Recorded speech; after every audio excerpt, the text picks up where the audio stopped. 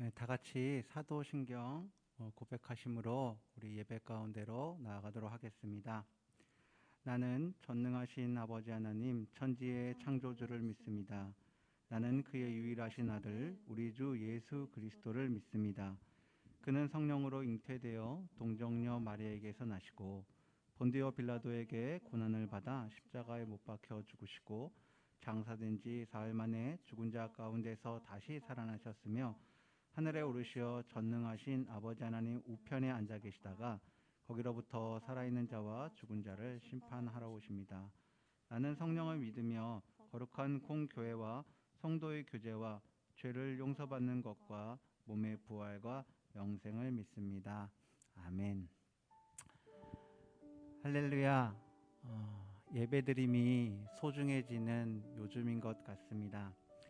여러 가지 상황이 우리가 주님께 예배드리는 것을 정말 가로막을 때도 있고 어렵게 할 때도 있지만, 그럼에도 불구하고 우리가 예배드리는 것을 기뻐하시는 우리 하나님의 따뜻한 품, 하나님의 그 눈동자를 생각하시면서 우리 다 같이 찬양으로 주님 앞에 나아가기를 원합니다.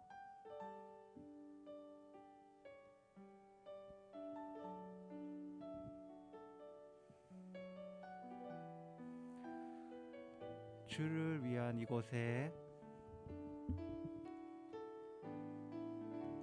주를 위한 이곳에 예배하는 사늘 중에 그가 찾는 이 없어 주님께서 슬퍼하시네. 주님이 찾으시는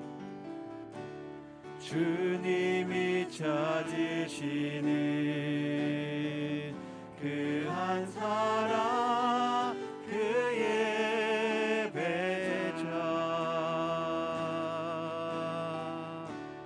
내가 그 사람 되기 간절히 주께 예배하네. 다시 한번 고백하겠습니다. 주를 위한 이곳에, 주를 위한 이곳에 예배하는 자들 중에 그가 찾는 이 없어 주님께서 슬퍼하시네.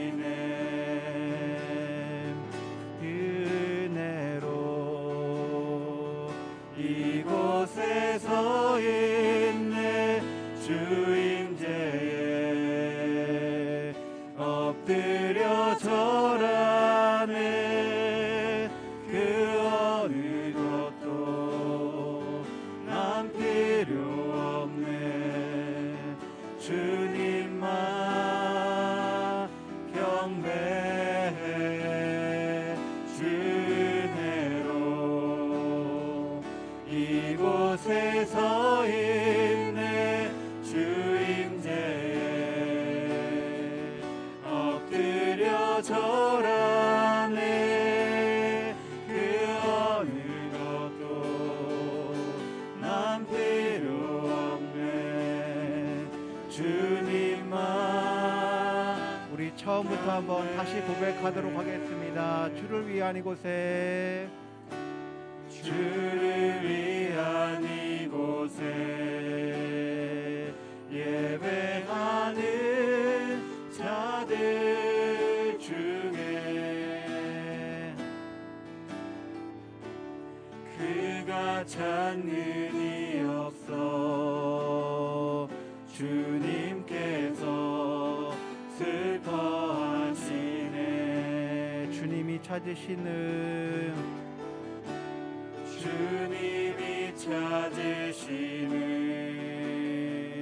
그 한 사람, 그의 배자. 내가 그 사람 되기, 내가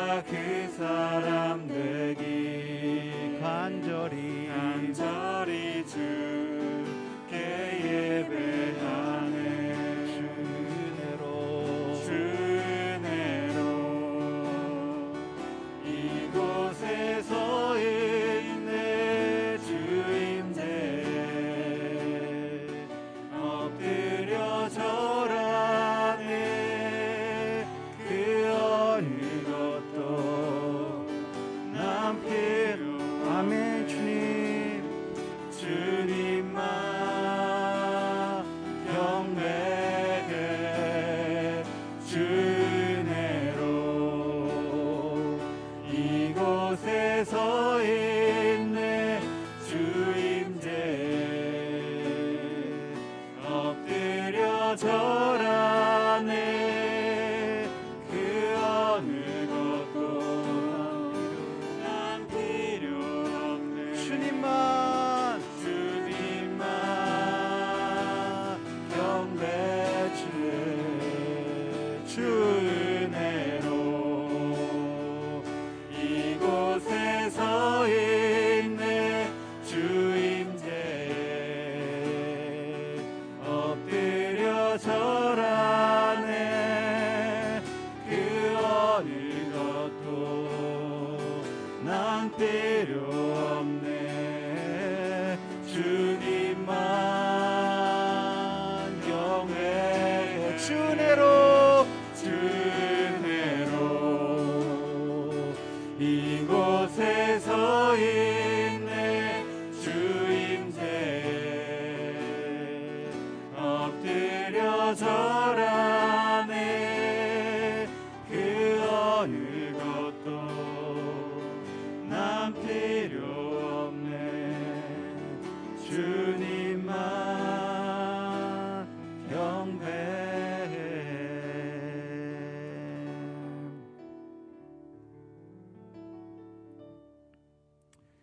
아멘. 요즘 굉장히 많이 힘든데요.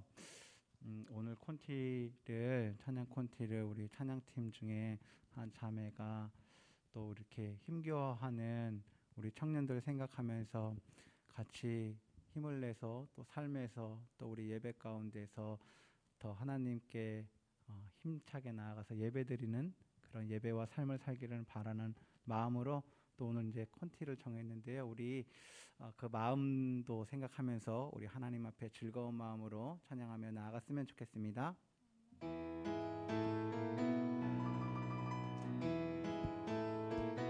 해 뜨는 데부터 해 지는 데까지 주일이 찬양받으리 해 뜨는 데부터 해 지는 데까지 주 이름 받으리 랄랄라 할렐루야 여호와의 모든 종들아 주 이름 찬양해 이제부터 영원까지 주 이름 찬양할지로다. 다시 한번 해 뜨는데 해 뜨는 데부터 해 지는 데까지 주 이름 찬양받으리 아멘. 해 뜨는 데부터 해 지는 데까지 주 이름 찬양받으리 할렐루야. 랄랄라 할렐루야 여호와의 모든 종들아 주 이름 찬양해 이제부터 영원까지 주 이름 찬양할 우리 손 들고 한번 찬양해 볼까요? 손을 들고 손을 높이 들고 주를 찬양 높은 곳을 향해 주를 찬양 모든 만물들을 주를 찬양하라 왕의 왕 되신 예수 다스리시는 예수 생명 있음을 찬양해 다시 한번 고백해 볼까요? 손을 높이 들고 손을 높이 들고 주를 찬양 높은 곳을 향해 주를 찬양 모든 만물들을 주를 찬양하라 왕의 왕 되신 예수 다스리시는 예수 찬양할 준비합시다. 할렐루야. 할렐루야 주를 찬양 할렐루야 주를 찬양 생명 있음을 찬양해 찬양해 할렐루야 할렐루야 주를 찬양 할렐루야 주를 찬양 생명 있음을 찬양해 손을 높이 들고 손을 높이 들고 주를 찬양 높은 곳을 향해 주를 찬양 모든 만물들을 주를 찬양하라 왕의 왕 대신 왕의 왕 대신 예수 다스리시는 예수 생명 있음을 찬양해 할렐루야.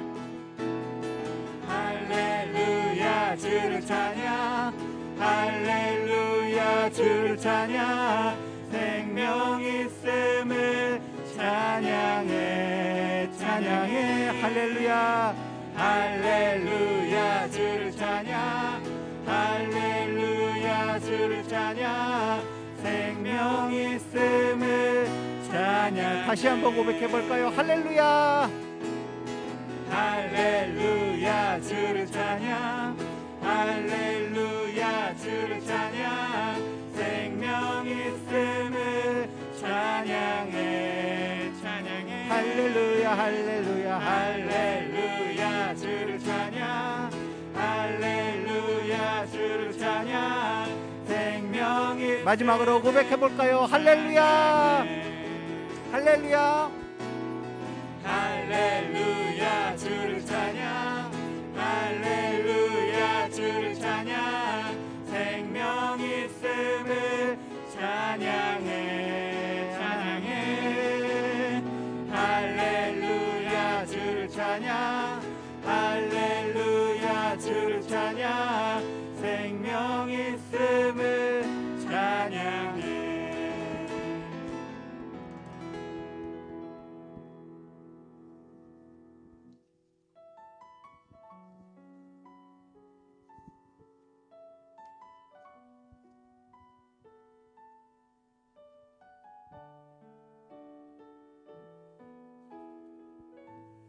주께 가까이 주께 가까이 나를 이끄소서 간절히 주님만을 원합니다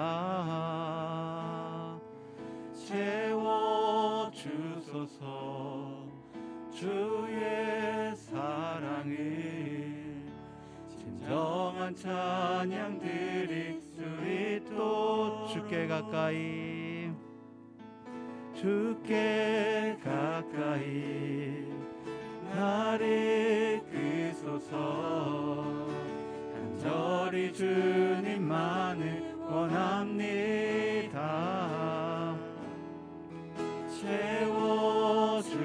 채워주소서 주의 사랑을 진정한 찬양 드릴 수 있도록 목마른 나의 영혼 주를 부르니 나의 맘 만져 주소서 주님만을 원합니다 더 원합니다 나의 맘 만져 주소서 주께 가까이 날 이끄소서 주께 가까이 날 이끄소서 간절히 주님만을 원합니다 채워주소서 주의 사랑을 진정한 찬양 드릴 수 있도록 목마른 나의 영혼 주를 부르니 나의 맘 만져 주소서. 주님만을 원합니다. 더 원합니다. 나의 마음 만져 목마른 내 영혼, 목마른 나의 영혼 주를 부르니 나의 마음 만져 주소서. 주님만을 원합니다. 주님만을 원합니다. 더 원합니다. 나의 마음 만져 주소서.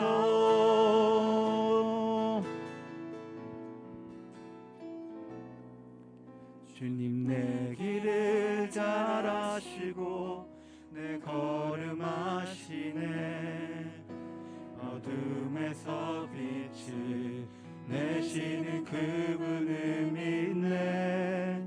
무엇으로 주를 섬길지 어디로 가야 할지 헤매이는 나를 아시고 길을 여시네. 주님 내 길을 아시고 주님 내 길을 잘 아시고 내 걸음 아시네.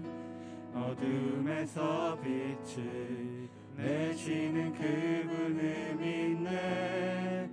무엇으로 주를 섬길지 어디로 가야 할지 헤매이는 나를 아시고 길을 여시네. 길을 여시네. 내 삶은 주의 것, 내 삶은 주의 것. 온전한 신뢰를 주께 드리네.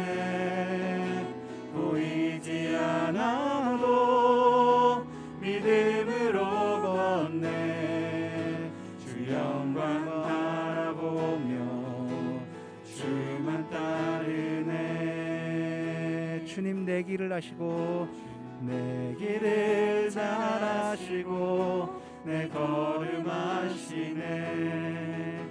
어둠에서 빛을 내시는 그분을 믿네. 무엇으로 주를 섬긴지 어디로 가야 할지 헤매이는 나를 아시고 길을 여시네. 내 삶은 주의 것, 내 삶은 주의 것, 내 삶은 주의 것. 온전한 신뢰를 주께 드리네.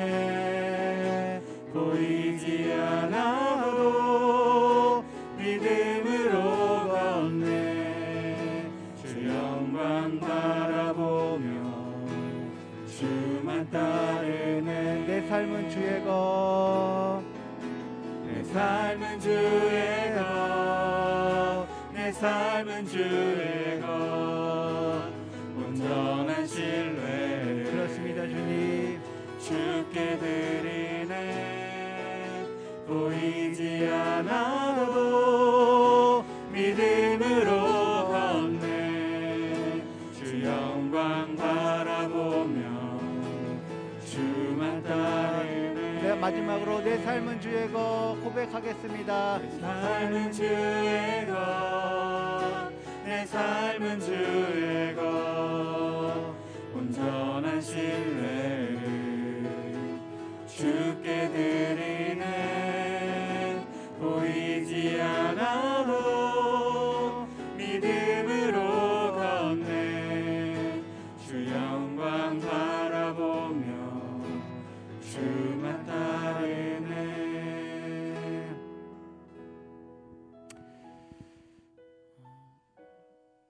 우리 굉장히 오늘 찬양으로 고백했던 것처럼 우리의 삶이 주님께 온전한 신뢰를 드리는 그런 삶이 됐으면 좋겠고, 또 오늘 이 예배를 통해서 주님께 하나님, 내가 주님 안에 있습니다.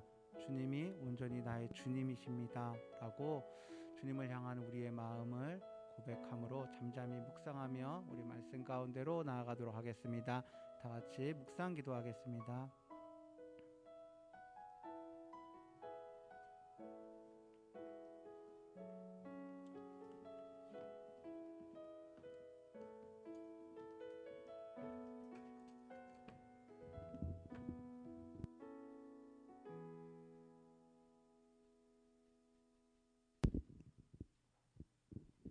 기도드리겠습니다. 하나님 아버지, 오늘도 예배드릴 수 있게 하심에 감사드립니다. 정신없었던 2020년도 벌써 9월을 마무리하고 있습니다. 코로나 바이러스로 올 한 해 너무나 당연했던 일상들이 많이 바뀌었습니다. 그동안 어렵지 않게 드렸었던 예배와 청년부 수련회, 소모임이 너무나도 소중했음을 고백합니다. 얼른 이 상황이 완화되어 소중했던 일상들이 회복되길 소망합니다.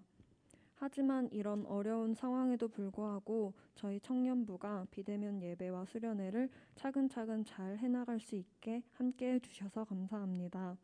앞으로도 저희 청년부와 함께해 주시어 이 힘든 시기를 잘 극복할 수 있게 해주세요. 그래서 저희 귀한 청년부 한 명 한 명 힘든 상황 속 빛과 소금이 되어지길 소망합니다. 주님의 말씀은 등불이며 길을 비춰주는 빛이오니 각자 바쁜 일상 속 주님을 먼저 찾고 주님의 말씀을 강구하는 지혜로운 자녀들이 되게 해주세요. 그리고 기쁠 때나 힘들 때나 가장 먼저 하나님께 기도로 나아가는 저희 성도교회 청년부가 될 수 있길 소망합니다. 이 모든 말씀 사랑이 많으신 예수님의 이름으로 기도드립니다. 아멘.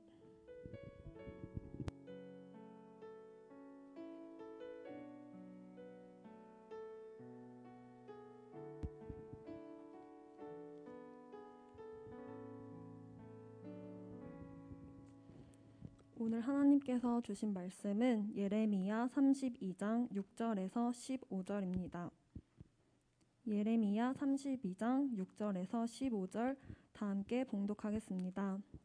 예레미야가 이르되 여호와의 말씀이 내게 임하였느니라. 이르시기를 보라, 내 숙부 살룸의 아들 하나멜이 내게 와서 말하기를 너는 아나돗에 있는 내 밭을 사라. 이 기업을 물을 권리가 내게 있느니라 하리라 하시더니 여호와의 말씀과 같이 나의 숙부의 아들 하나멜이 시위대 뜰 안 나에게 와서 이르되 청하노니 너는 베냐민 땅 아나돗에 있는 나의 밭을 사라.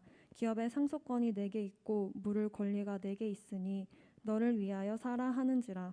내가 이것이 여호와의 말씀인 줄 알았으므로 내 숙부의 아들 하나멜의 아나돗에 있는 밭을 사는데 은 17세겔을 달아주되 증서를 써서 봉인하고 증인을 세우고 은을 절에 달아주고 법과 규례대로 봉인하고 봉인하지 아니한 매매 증서를 내가 가지고 나의 숙부의 아들 하나멜과 매매 증서의 인친 증인 앞과 시대 뜰에 앉아있는 유다 모든 사람 앞에서 그 매매 증서를 마세야의 손자 네리야의 아들 바룩에게 붙이며 그들의 앞에서 바룩에게 명령하여 이르되 만군의 여호와 이스라엘의 하나님께서 이와 같이 말씀하시기를 너는 이 증서 곧 봉인하고 봉인하지 않은 매매 증서를 가지고 토기에 담아 오랫동안 보존하게 하라. 만군의 여호와 이스라엘의 하나님께서 이와 같이 말씀하시니라. 사람이 이 땅에서 집과 밭과 포도원을 다시 사게 되리라 하셨다 하니라. 아멘. 회복을 위한 대가 지불이라는 제목으로 이승복 목사님 말씀 전해주실 때에 은혜 있는 시간 되길 소망합니다.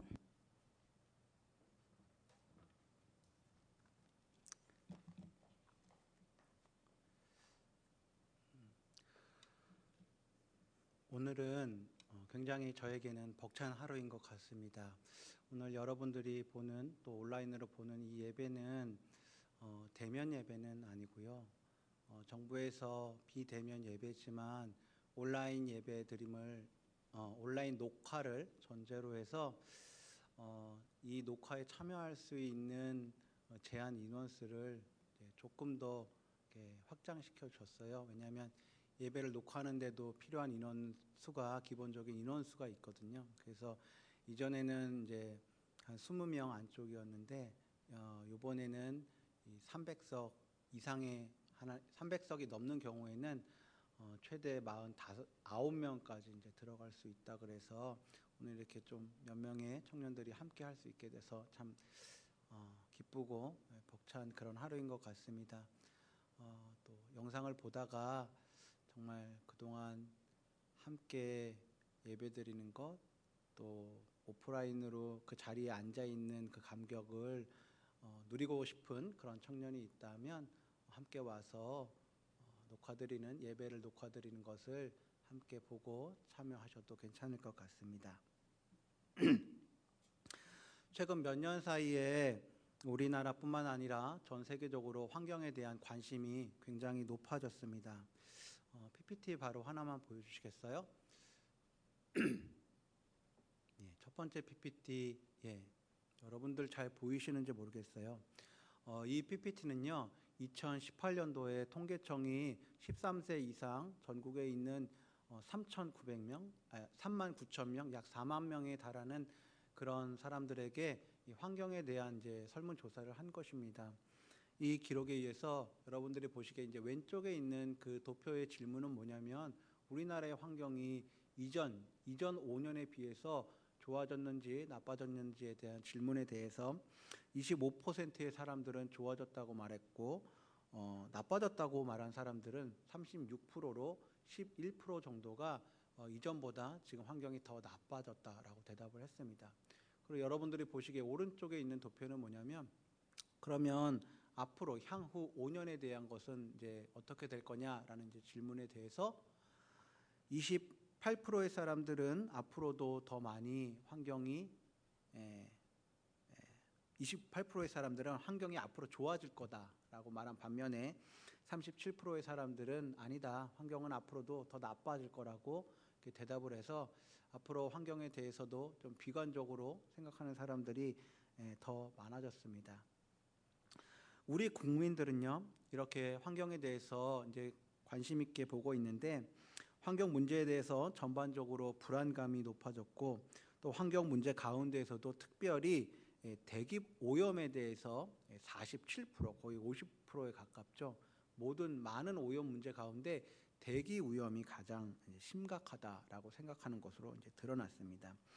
이 조사는 환경을 보호하는 행동으로는 어떤 것이 있을까라는 질문도 했는데 에너지 효율 등급이 높은 제품을 선택하는 것이 89%로 가장 높은 비중을 차지했고 그 다음으로 일회용품 사용 줄이기, 짧은 거리는 대중교통 이용하기 등을 말했습니다. 앞으로 아울러서 환경에 대해서 더 많은 정보를 국민들에게 알려줬으면 좋겠다라는 의견과 함께 정부, 기업 등이 이 환경을 위해서 노력을 한다면 나도 그 노력에 동참하겠다라는 의견도 70%가 넘는 사람들이 그렇게 답변을 해줘서 정부나 기업들이 이런 것들을 주도해주면 많은 국민들이 함께 동참하고 싶은 마음이 있구나라는 그런 이제 통계 자료를 냈습니다. 앞서 말한 것처럼 최근 몇 년간 환경에 대한 관심이 참 많았죠.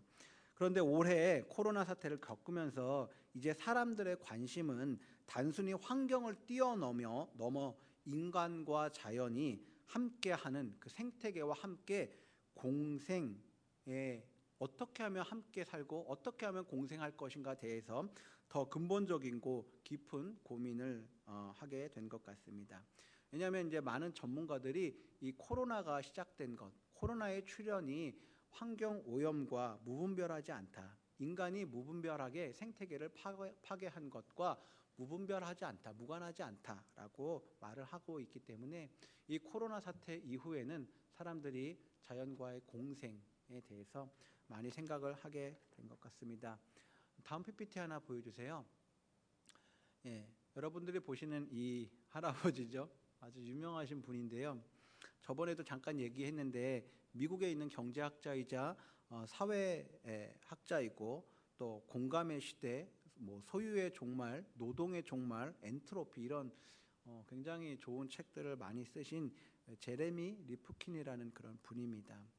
이분의 말에 의하면 1990년대까지 지구상에서 인간이 전 지구에서 거주를 하거나 사용하는 그런 퍼센테이지는 전 지구의 14%였다고 얘기를 합니다. 근데 2000년이 들어서면서 인간이 거주하거나 사용하는, 전 지구에서 사용하는 그 비율이 무려 77%까지 급증했다고 말합니다. 그러니까 북극과 남극, 아주 극지방을 빼놓고 이제 자연이 인간의 손을 거치지 않고 자연이 거주하는 곳은 23%에 불과하게 됐다는 것이죠. 즉 동물과 생물이 차지하던 땅을 인간 대부분이 차지한 것입니다. 그러므로 코로나 출현을 바라보는 전문가들은 동물이나 박테리아가 더 이상 살 곳이 없어 이제 인간 세계로 넘어온 것이 아닌가라는 그런 자성의 목소리를 내기도 하였습니다. 여러분들 이 자연과 생태계와 관련해서 성경에서 아주 독특한 것이 있는데요. 여러분 성경에는요 많은 신학이 있거든요. 그 중에 여러분들 땅 신학이라는 말 들어보셨나요? 성경을 바라보는 관점 중에 땅 신학이라는 것이 있습니다. 땅 신학은 이런 건데요. 예를 들어서 오늘 본문이 이제 예레미야서를 보면 알 수가 있는데 성경을 땅의 관점에서 바라본 거예요. 여러분들 이제 성경을요 하나님께서 우리를 구원하신 그 구원의 스토리로 바라보면 이게 이제 구속 신학이 됩니다. 이게 관점이거든요. 구속의 관점으로 보면 구속 신학이 되고요. 언약의 관점으로 보면 이게 언약 신학이 됩니다. 그리고 또 이거를 여성의 입장에서 보면은 하나님께서 어떻게 여성들을 만나시고 이들을 이끌어내셨는지, 또 여성들을 통해서 어떤 일을 하셨는지 이런 것을 보면 또 여성 신학이 되고요. 또 하나님이 사람들을 어떻게 묶인 데서 자유케 하셨는가, 이 해방의 관점에서 보면 이게 또 해방 신학이 됩니다. 근데 여러분 이 성경을 보는 관점 중에요 땅의 신학이 있어요. 땅의 관점으로 보는 것이죠. 이런 것입니다. 기원전 586년 남유다는 바벨론에게 멸망을 했습니다. 근데요 이 멸망을요 정치 외교적으로 바라보면 그냥 남유다가 망한 것은 이웃나라인 바벨론이 강성해져서 약소국인 이스라엘을 그냥 점령한 것입니다. 우리가 보는 사회적인 눈, 정치적인 눈, 외교적인 눈으로 바벨론이 이스라엘을 점령한 거는 그냥 강대국이 약소국을 점령한 거예요. 그런데요 성경은 이 사건을 뭐라고 얘기하냐면 성경은 이스라엘의 멸망이 단순한 정치 외교적인 현상이 아니라 하나님 심판의 결과라고 이야기를 합니다. 그러니까 우리가 보는 눈으로 보는 것 이면에 하나님께서 역사하시는 부분이 있다는 것이죠. 그러면 땅 신학의 관점으로는 이런 것을 뭐라고 이야기를 할까요? 땅의 신학으로 보면요 땅이 그곳 땅에 살고 있는 거민들을 쫓아냈다고 하는데요. 이것에 관련된 아주 재미난 내용이요 레위기 18장에 나옵니다. 우리 레위기 18장 한번 볼까요? 가능한 분은 함께 온라인상에서도 읽어봤으면 좋겠습니다. 시작. 너희는 이 모든 일로 스스로 더럽히지 말라. 내가 너희 앞에서 족속들이 이 모든 일로 말미암아 더러워졌고 그 땅도 더러워졌으므로 내가 그 악으로 말미암아 벌하고 그 땅도 스스로 그 주민을 토하여 내느니라. 이렇게 되어 있어요. 그러니까 레위기 18장에 보면요 땅을 의인화해서요 땅이 그 땅에 살고 있는 주민들을 토해낸다는 거예요. 재밌죠?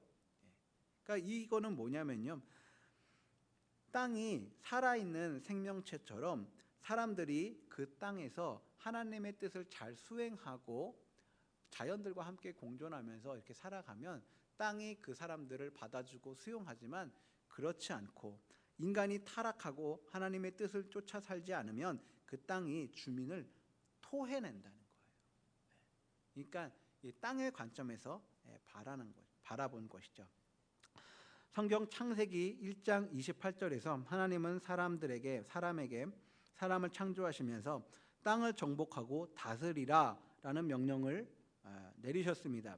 이 말씀은 하나님께서 사람을 향하여 자연을 잘 관리하고 함께 살아가야 할 동반자로 여기라는 말씀입니다.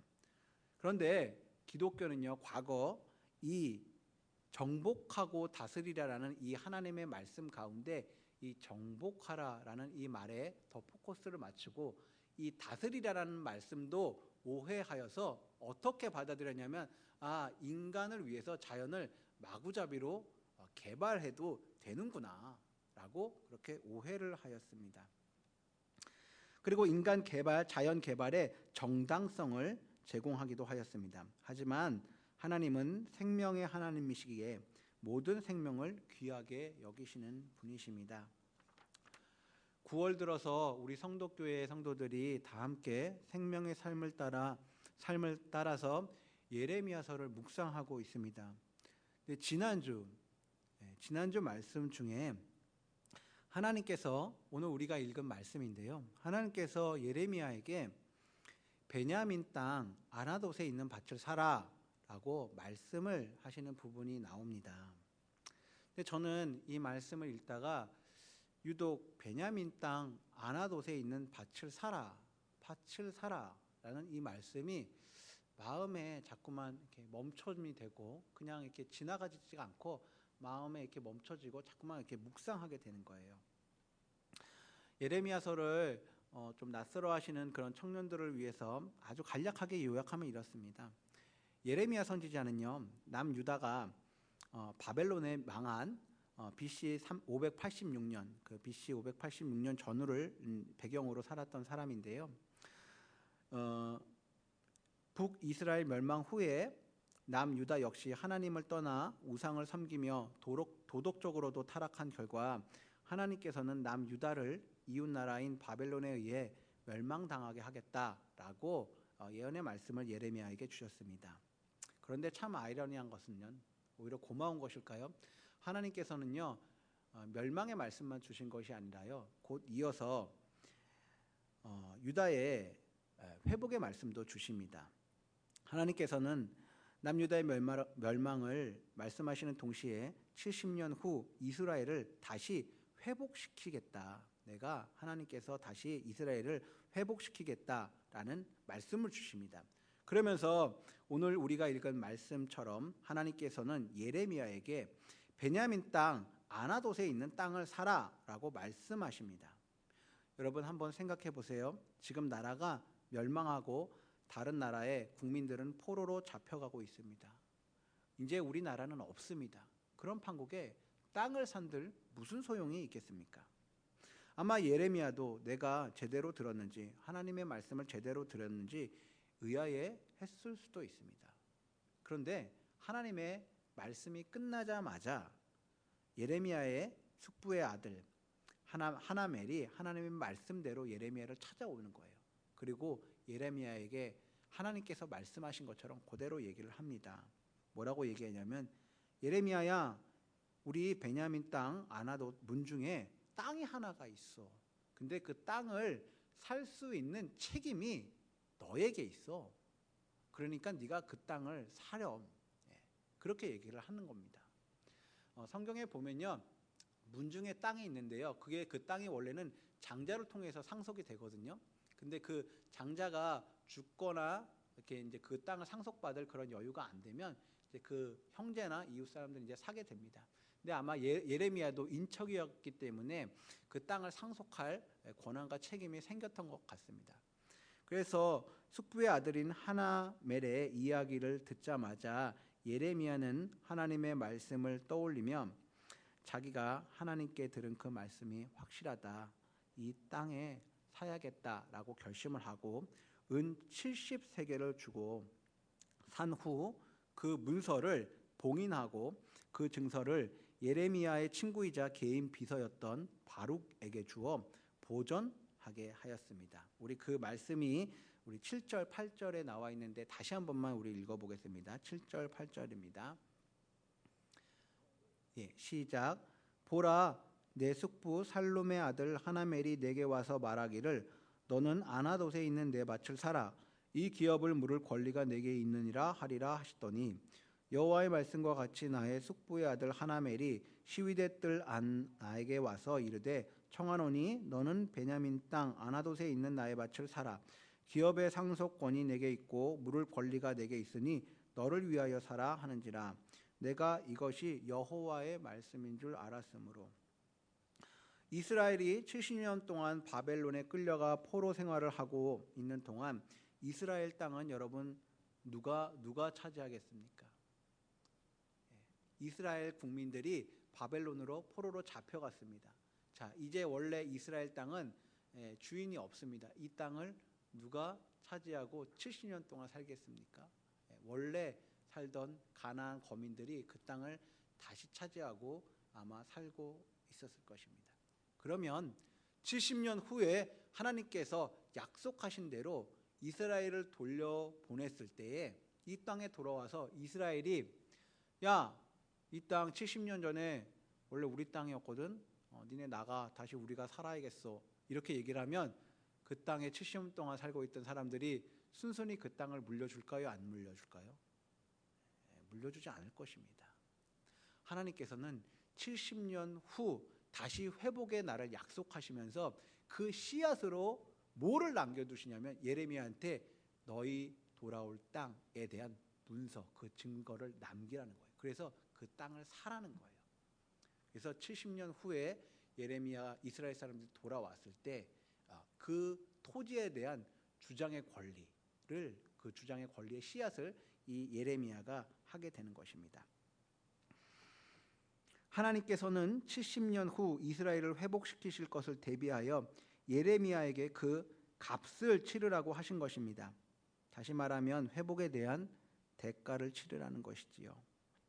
저는 지난주 이 예레미야 말씀을 묵상하다가 하나님께서 포로 생활이 끝난 이스라엘을 완전히 다시 회복시키실 거라는 말씀을 읽으면서 제 마음속에 정말 간절함이 생겨났습니다. 어떤 간절함이냐면 이 코로나 사태로부터 완전한 회복에 대한 간절함이었습니다. 많은 전문가들은요, 이 코로나로부터 완전한 회복은 없을 거라고 얘기를 합니다. 그럼에도 불구하고 저는 하나님이면 가능하지 않습니까? 라는 이 간절함으로 이 회복에 대한 말씀을 붙잡았던 것 같습니다. 일터를 잃고 학교를 잃고 친구와 두려움 없이 밥을 먹고 포옹하는 것을 잃어버리고 여행을 잃고 대면 예배를 잃고 이 수많은 이름으로부터의 완전한 회복에 대한 간절함이 예레미야 말씀을 읽을 때 제 안에 생겨났습니다. 그래서 주님께 정말 이 위기를 회복시켜 주실 것에 대해 기도를 했습니다. 그런데 예레미야서를 읽으면서 언제가 될지 모르지만 이 코로나 사태로부터 벗어나기 위해서 우리에게 대가 지불이 필요하다라는 그런 생각이 들었습니다. 예레미야가 자신의 값을 치르고 아나돗의 밭을 산 것처럼 우리도 이 코로나로부터 벗어나기 위해, 이 생태계의 위기로부터 벗어나기 위해 이전과 같은 맑은 하늘, 상쾌한 공기를 다시 얻기 위해, 또 여러분과 같은 청년, 또 제 딸인 세은이와 같은 다음 세대들에게 좋은 환경을 물려주기 위해서는 대가 지불이 필요하다라는 생각을 하게 되었습니다. 그러면서 저는 이 예레미야 말씀을 한 주 동안 붙들고 과연 내가 사야 하는 아나돗의 밭은 무엇인가? 과연 내가 사야 하는 아나돗의 밭은 무엇인가? 라는 생각을 하게 되었습니다. 그리고 환경 관련 기사와 각종 영상 등을 보면서 내가 그리고 우리가 사야 하는 아나돗의 밭은 바로 불편함이라는 생각이 들었습니다. 우리가 다시 좋은 대기, 좋은 환경을 얻기 위해서 우리가 치러야 하는 이 대가는 불편함이라는 생각이 들었습니다. 어떤 불편함이요? 환경을 지키기 위한 불편함입니다. 우리는 그동안 편리와 위생이라는 이름으로 많은 일회용품을 사용했지요. 또 지금은 코로나 사태로 말미암아 전 세계적으로 수많은 일회용 마스크들이 쌓여만 가고 있습니다. 여러분, 그 결과가 무엇입니까? 여러분들 종종 뉴스에서 보시지요. 우리나라는 이제 쓰레기를 매립할 그 땅조차 없어 쓰레기를 돈 주고 수출하는 지경에 이르렀습니다. 어떤 나라요? 우리보다 더 돈이 없어서 쓰레기라도 수입하고 그것을 받아 경제 성장을 이루려는 그런 연약한 나라들입니다. PPT 하나 보여주시겠어요? 여러분, 이 숫자가 무엇을 의미하는지 아시겠습니까? 당연히 모를 것입니다. 너무 생뚱맞은 숫자지요. 이 숫자는요, 덴마크와 우리나라 사람들이요, 우리나라 사람 중에 이 한 명이 1년 동안 사용하는 비닐봉투의 사용량이라고 합니다. 차이가 어마어마하죠. 덴마크 사람들은요, 1년 동안 비닐봉투를 4개 사용한대요. 우리나라는요, 1인당 1년 동안 사용하는 비닐봉투의 양이 420개라는 거예요. 그 이유는 아주 간단합니다.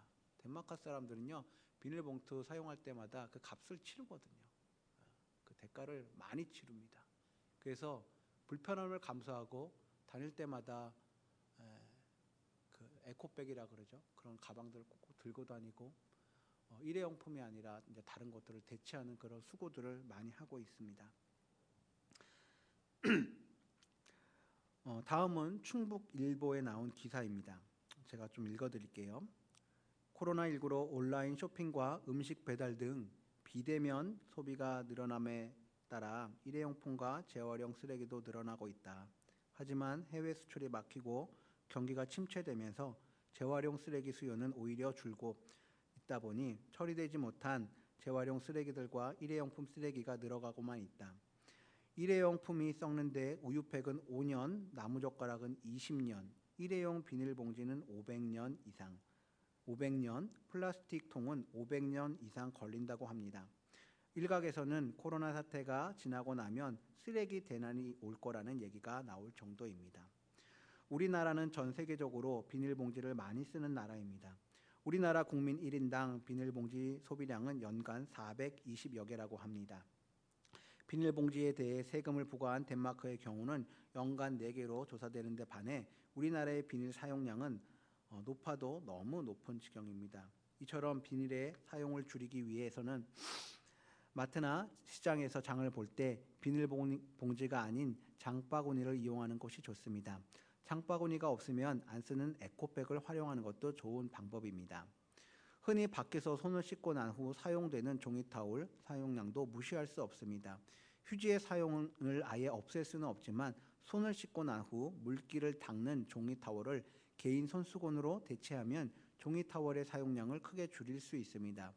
이에 백화점이나 공공시설에서 종이타월을 없애고 핸드드라이어기를 배치하는 등 환경을 위한 노력을 많이 하고 있습니다. 또한 배달 문화 발달로 인해 음식 포장에 많은 양의 일회용품이 사용되고 있습니다. 나들이를 할 때는 재활용 도시락통을 사용하고 배달을 시킬 경우는 일회용 수저는 사용하지 않겠다고 미리 얘기해두면 좋을 것 같습니다. 빨대를 쓰지 않는 것도 방법입니다. 일회용 컵 대신에 텀블러를 사용하는 것도 방법입니다. 우리는 코로나 사태 이후 일회용 컵에 다시 커피를 마시기 시작했고 식당에서는 나무젓가락으로 밥을 먹고 있습니다. 전 세계에서 유리를 찾을 수 없을 만큼 비닐 장갑 투표를 전 국민이 실시했고 지금도 매일 몇 개씩의 일회용 마스크를 사용하고 있습니다. 갈수록 일회용품의 사용량은 늘어가고만 있습니다. 여러분, 우리가 사는 이 환경, 이 지구는 앞으로 어떻게 될까요? 우리가 무심코 쓰는 이 비닐봉투, 일회용품들, 여러분들 아시는지 모르겠는데요. 바다에서 요즘에 이제 참치 같은 큰 생선을 잡으면요, 이제 그 뱃속에서 플라스틱 용들이 많이 나온다고 해요. 우리가 먹는 생선이죠. 근데요, 이제 조금만 시간이 더 지나가면요, 큰 생선이 아니라 우리가 너무나도 좋아하는 고등어, 조기류, 이런 작은 생선 안에서도 이제 플라스틱류가 나올 거라고 전문가들은 얘기를 하고 있습니다. 환경 전문가들은 올해 들어 반복되는 태풍도 또 온난화 등 기후 변화의 영향이 크다고 이야기를 하고 있습니다. 저는 저의 미래, 또 우리 청년들의 미래, 또 다음 세대의 미래를 지켜주고 싶은 마음이 있습니다. 그래서 저는 지난주 예레미야서를 읽고 묵상한 결과 여러분과 미래 세대를 위해, 우리와 미래 세대를 위해 불편함을 값을 치르고 사야겠다라는 그런 생각을 했습니다. 그래서 아내에게도 이야기를 했습니다. 여보, 이제 우리 세연이를 위해 불편하게 사는 연습을 합시다. 가급적 배달 음식 시켜 먹지 맙시다.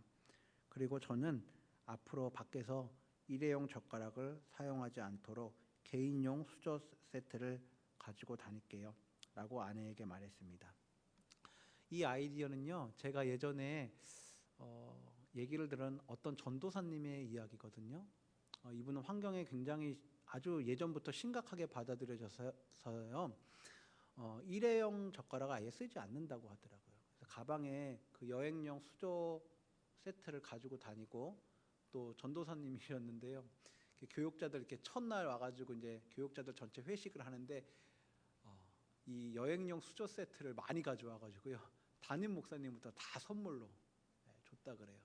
우리 먹을 때 일회용품 사용하지 맙시다. 그래서 자기가 개인 사비를 들여서 이렇게 수저 세트를 사가지고 다니는 거예요. 대가를 치르는 거죠. 저도 일회용 젓가락 사용하지 말아야겠다. 그래서 앞으로 여행용 수저 세트 사가지고 다녀야겠다. 텀블러도 가급적 더 많이 사용해야겠다. 이런 생각을 했습니다.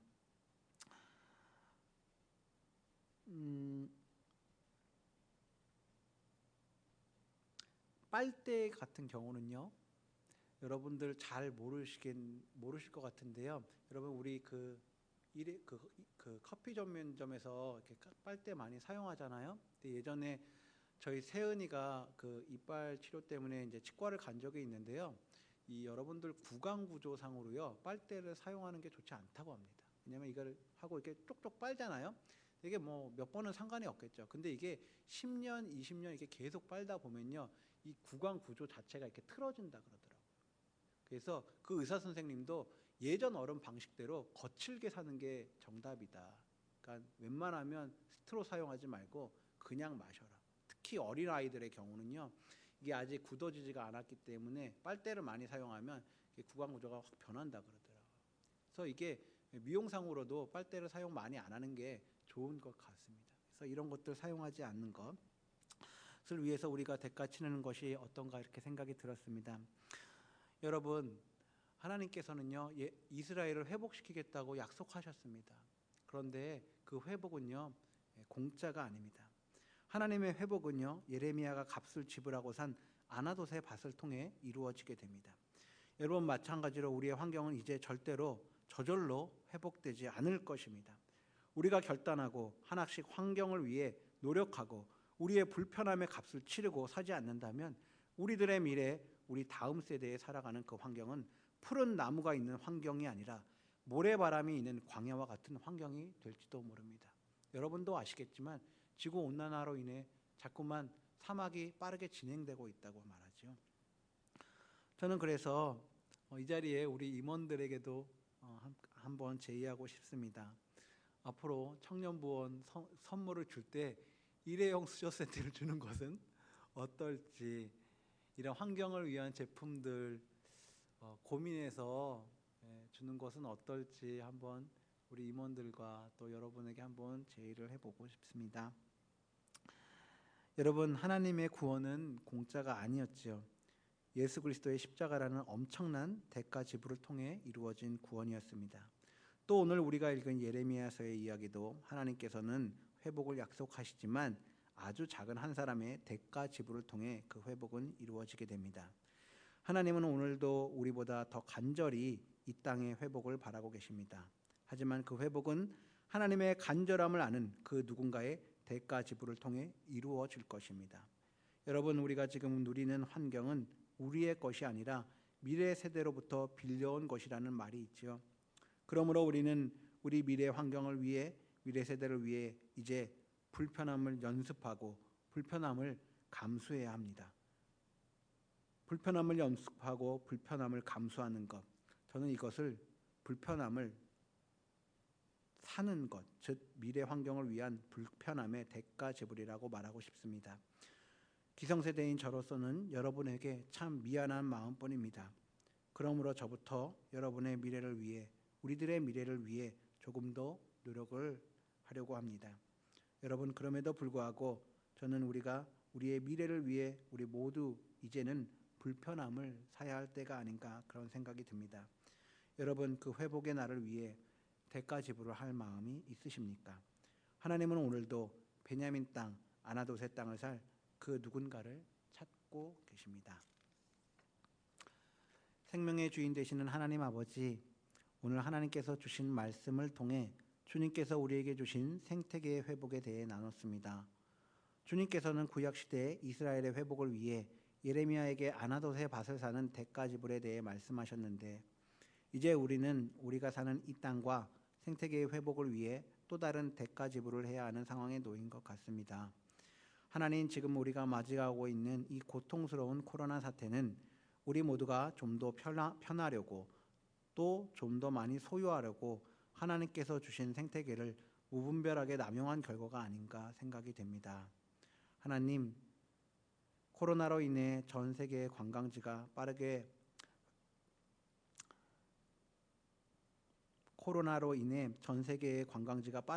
회복되는 것을 보며 우리가 지금으로부터라도 대가 지불을 하면 우리의 청년들의 미래, 또 우리 다음 세대들의 미래는 지금보다 좀 더 회복한 미래가 오지 않을까 생각이 됩니다.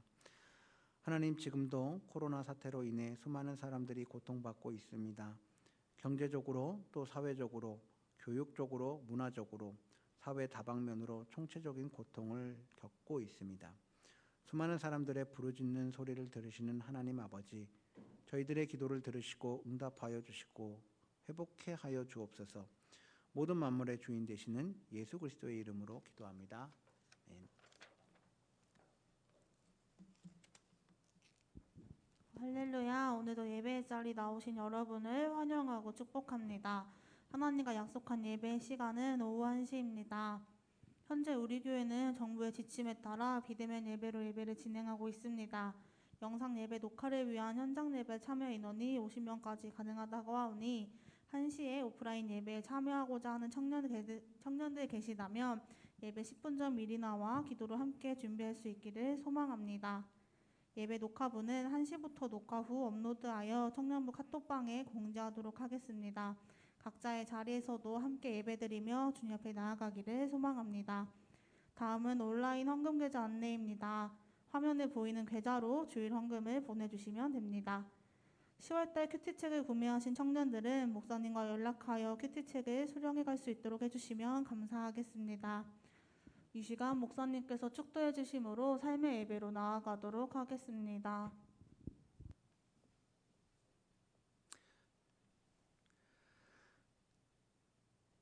지금은 대가를 지불하고 우리를 구원해 주신 주 예수 그리스도의 무한한 은혜와 아버지 하나님의 사랑과 지금도 이 예배당과 온라인으로 예배를 드리는 모든 청년들 사이에서 운행하시는 성령님의 감화 감동 교통하심이 만물을 잘 다스리고 관리하는 하나님의 말씀과 미래 생태계의 회복을 간절히 소망함으로 지금의 불편함을 살리라고 마음속에 다짐하는 이 자리에 앉은 청년들, 그리고 온라인으로 예배를 드리는 청년들 위해, 그리고 하나님의 자녀들이 나타나기를 간절히 원하는 모든 만물들 위해 지금으로부터 영원까지 함께 하시기를 간절히 축원하옵나이다.